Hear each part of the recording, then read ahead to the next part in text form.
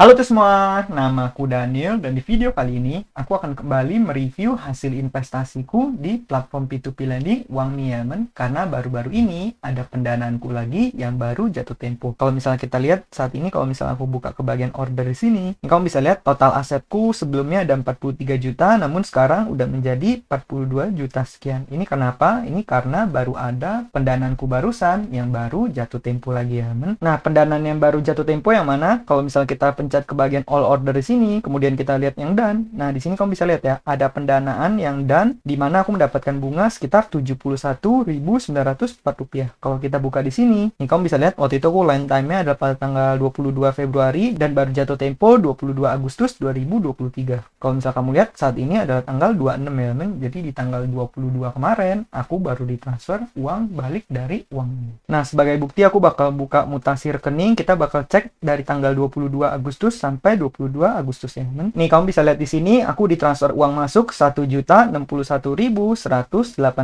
rupiah dan ini dari Uangmi Fintech Indo. Kalau misal kamu lihat kenapa jumlahnya berbeda, ini karena ada potongan pajak. Nih kalau misal kita lihat di Uangmi-nya, nih kamu bisa lihat 71.000 namun dia ada taxnya 10.000 ya, men. 10.785 rupiah. Sehingga aku terimanya sekitar 61.000, makanya aku ditransfer baliknya sekitar 1.060.000. Dana pokok beserta bunganya semuanya berhasil aku terima. Artinya apa? Artinya Uangmi ini masih berhasil mengembalikan dana yang aku investasikan ya, men. Artinya platform ini juga masih boleh kamu gunakan untuk berinvestasi.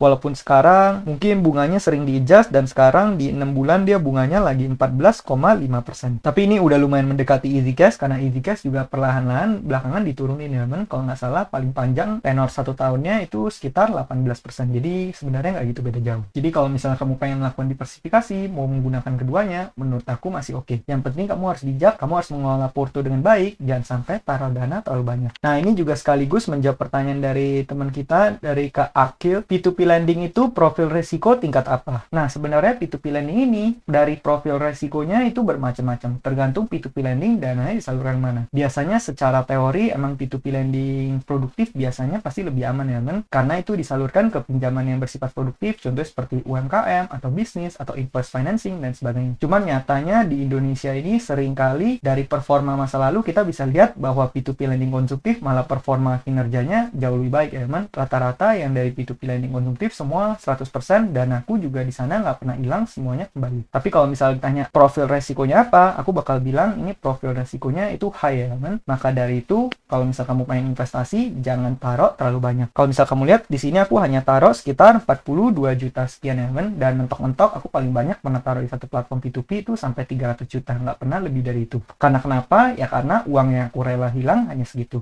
Begitu pula dengan kamu, aku rekomendasikan kamu hanya taruh uang yang siap hilang di instrumen-instrumen tinggi resiko seperti ini. Semoga jawabannya bisa membantu buat kamu ya. Nah, pertanyaan berikutnya dari Kak Motivasi Perdana, Bang mau tanya portofolio abang cuma di reksadana doang kah, nggak di saham atau kripto bang? Terima kasih banyak. Nah, aku pribadi, aku adalah seorang investor yang suka minimalisir resiko. Portofolioku sifatnya diversified ya, teman. Jadi aku bukan tipe investor yang suka concentrated, karena di luar sana kan pasti ada aja investor yang lebih suka mengkonsentrasikan portofolionya dengan tujuan supaya returnnya bisa lebih besar. Tapi biasanya investor yang seperti itu mereka benar-benar mengerti apa yang diinvestasikan ya, men. Nah, kalau aku pribadi, aku tipe investor yang suka melakukan wide diversification, jadi danaku aku diversifikasikan secara luas. Jadi untuk menjawab pertanyaan ini, apakah portofolioku hanya di reksadana? Enggak ya, men. Aku berinvestasi di reksadana ya, terus kemudian ada yang lain-lain seperti P2P lending, terus juga saham juga ada, terus cryptocurrency juga ada, terus masuk deposito juga ada, kemudian ada sedikit di obligasi negara, dan mungkin kedepannya aku juga akan coba masuk ke properti ya, men. Apalagi kalau misalnya nanti aku udah domisili di Indonesia, aku pasti juga ingin berinvestasi di properti. Jadi aku pribadi memiliki portofolio yang sangat diversified. Aku nggak hanya berinvestasi di reksadana ya, men. Walaupun di YouTube ini mungkin aku lebih banyak nunjukinnya reksadana. Karena di channel ini biasanya yang paling laku pembahasan seputar reksadana, terutama seputar bibit ya, men. Itu paling sering aku bahas. Oke, pertanyaan berikutnya yang aku pengen jawab dari Kak saya 8098, bunganya 5% 30 hari, gila bener jauh banget turunnya, mending deposito deh, lebih aman, bunganya juga lebih besar dari ini, resikonya aja lebih besar P2P lending, nggak sebanding sama bunga yang dapat. Nah kalau misal kamu ambil yang tenor pendek, biasanya emang returnnya itu kurang menarik ya teman. Kalau misal kamu lihat di sini UangMe yang tenor 21 hari itu sekitar 9%. Nah kalau misal kita buka Easy Cash, ini juga lebih parah lagi ya teman, yaitu 7,5%. Maka dari itu sebenarnya kalau misal kamu pengen investasi P2P lending seperti ini, aku rekomendasi kamu ambil tenornya yang lumayan panjang supaya returnnya lumayan oke. Karena kalau misal kamu dapat return kecil di sini, menurut aku benar banget ya pendapat ini, yaitu resiko sama returnnya itu nggak sebanding. Kamu mendapatkan returnnya nggak seberapa, tapi resiko yang kamu tanggung, potensi kamu kehilangan uang kamu itu tinggi.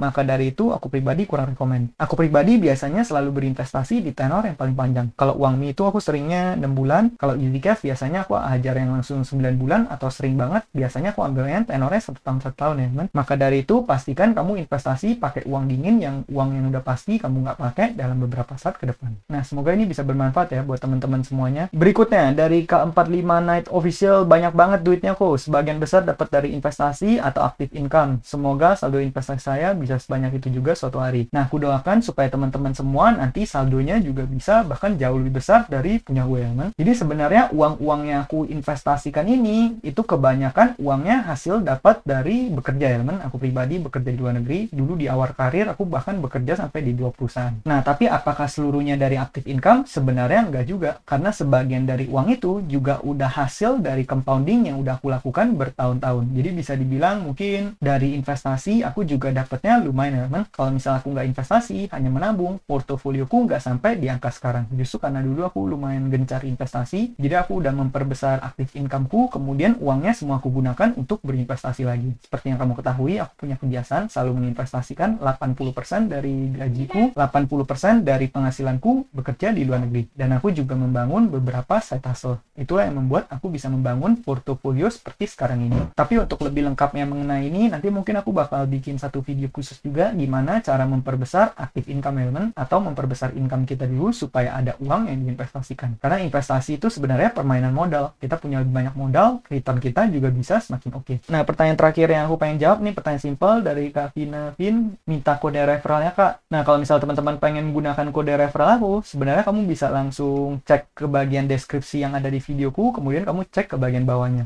Nih, contohnya seperti ini, aku buka salah satu videoku, kemudian kamu cek ke bagian referral di sini, kamu bisa lihat ya, ada banyak banget kode referral. Nah, itu semua aplikasi-aplikasi yang pernah aku bahas di channel ini. Jadi kalau misal kamu pengen dapetin bonus, kamu bisa menggunakan kode referral ini supaya nanti portofolio kamu bisa bertambah sedikit ya. Dan sebelum berinvestasi, pastikan kamu cek reviewnya dulu dan juga cek gimana cara investasinya yang udah aku bahas di channel ini di video sebelumnya. Mungkin sekian aja videoku pada kali ini, semoga video ini bermanfaat. Akhir kata, jangan lupa untuk selalu invest.